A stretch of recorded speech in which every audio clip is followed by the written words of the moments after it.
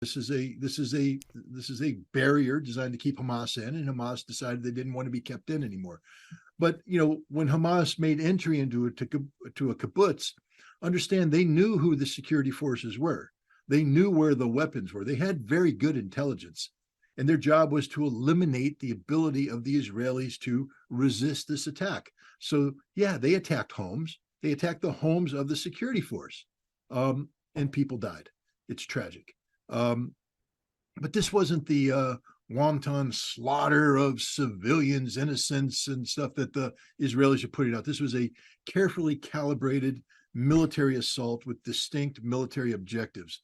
The other civilians, there's the Israelis have made a lot of noise about the over 260 ravers.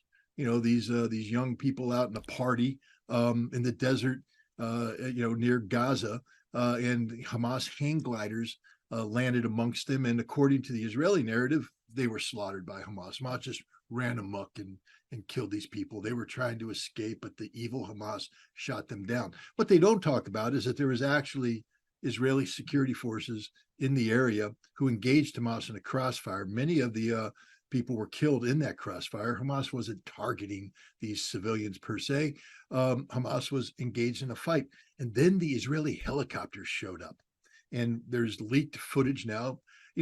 Israel has tried to show, this length of burned out cars, burned out vehicles, cars shot up on the road, cars slaughtered, bodies everywhere. Hamas didn't do that. The Israelis did it. The Israelis came in with their helicopters. The pilots themselves admit they had no way of discriminating between targets. If it moved, it died.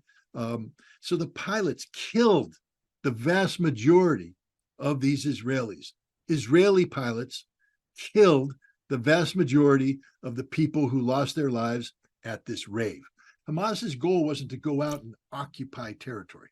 Hamas's goal was to defeat the Israeli military, embarrass them, then go out and disrupt as much of the Israeli military activity as possible to take hostages. And they had deliberate idea where they were going to go to get the hostages and bring the hostages back. Now you'll say, Scott, taking hostages, that's like a war crime, dude.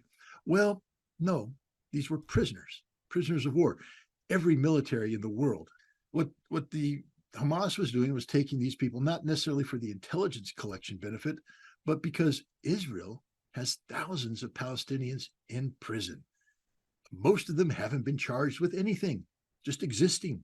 No due process. They're locked up forever. And if you take a look at what's happening now, the Israelis have gone to this strict regime.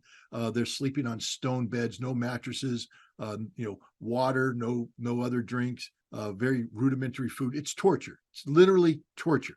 But the Israelis are doing it because this is what Israel does. Sad to say, but this is what they do. They had taken hostages, but they weren't very good at it. They had the hostages. They didn't have an evacuation plan. They got trapped. Here comes the Israeli Defense Force. There's one survivor who says, look, there was 20 of us in this building, 20 of us, and 8 Hamas people. And the Hamas people were ready to surrender. The Israeli forces wouldn't let them surrender.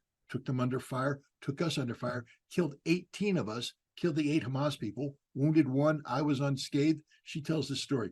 The head of the kibbutz security talks about how the tanks came in and just started arbitrarily firing into buildings, killing people. You know why they're sorting for bodies? Because the tanks set the building on fire and burned these people to death. It wasn't Hamas that did this.